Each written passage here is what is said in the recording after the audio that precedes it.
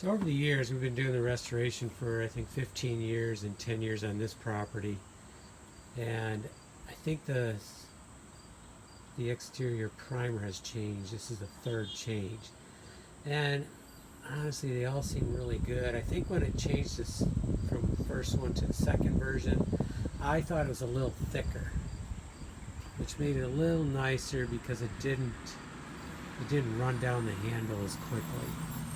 So that was a little nicer. They seem real good. Yes, it doesn't always stay on, but a lot of times if you can't get all the old paint off, which you really can't, in some cases the sun hits it too hard and it will come off later, and I don't think any primer is going to stop that. But so we're on this version now. We'll have to see how this works out, but so far I can't really honestly tell a difference. It went on about the same.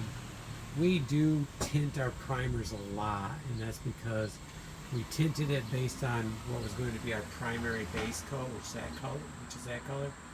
But then we mixed in so many other colors that we also had a white primer originally too for all the white areas, but that just became more difficult than it was worth. Sometimes I have to put an extra coat of white on, but it's just easier to have one primer do everything the same, in my opinion. But either way, so we started priming, and let's use more of our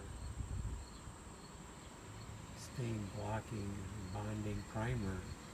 I notice this time it's interior and exterior, so that's nice. That may cut down on the number of gallons we have to have around too. Okay, let's get at it.